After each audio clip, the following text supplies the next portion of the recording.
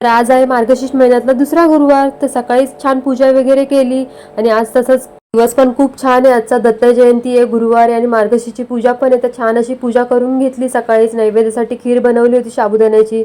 बोली उपवास आहे ती पण मला पण खाता येईल. तर दत्तगुरूंची गाणी लावली, छान अशी पूजा केली घरामध्ये, पोथी वगैरे वाचून घेतली. नैवेद्य पण तयार होता माझा. छान असं घर आवरून घेतलं, साईडचं पण आवरलं, थोडं तिला नाश्ता वगैरे दिला. आता छान खेळत बसली तिची ती. नंतर मी पण थोडं भूक लागली म्हणून ऍपल वगैरे खाऊन घेतलं. नंतर मग दुपारी फराळ करायचं होतं, फराळासाठी खिचडीच बनवलेली आज पण. छान असा फराळ वगैरे करून घेतला. साईडण्यासाठी वरण भात केला होता मी. म्हणजे काय माहिती खिचडी खाईल की नाही, मग उपाशी झोपायला नको म्हणून तिला डाळ भात वगैरे दिला. भांडी वगैरे सगळी घासून घेतली दुपारी जेवणाची दोघींची.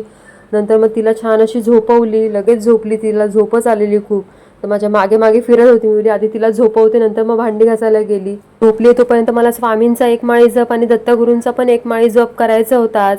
वेळी झोपली तोपर्यंत करून घेते. तर छान अशी पूजा करून घेतली, स्वामींचा जप वगैरे केला. आपल्या गुरुवारचं जे महालक्ष्मीची पोथी असते ती मी सकाळीच वाचून घेतली होती पूजा करतानाच. स्वामींचा एक माळी जप करून झाला तोपर्यंत लगेच मॅडम माझी उठून बसली. दिगंबरा श्रीपाद वल्लभ दिगंबरा, दिगंबरा दिगंबरा श्रीपाद वल्लभ दिगंबरा. नंतर मग नैवेद्य वगैरे दाखवून घेतला. नंतर मग संध्याकाळी गेली होती मठामध्ये. तर बघा गर्दी किती झाली आज.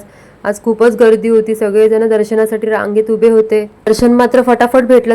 तर घरी आली, छान भाजी वगैरे बनवली. आता उपवास सोडायला बसलीये. तर असा गेला आजचा दिवस. भेटू पुढच्या ब्लॉगमध्ये, तोपर्यंत बाय.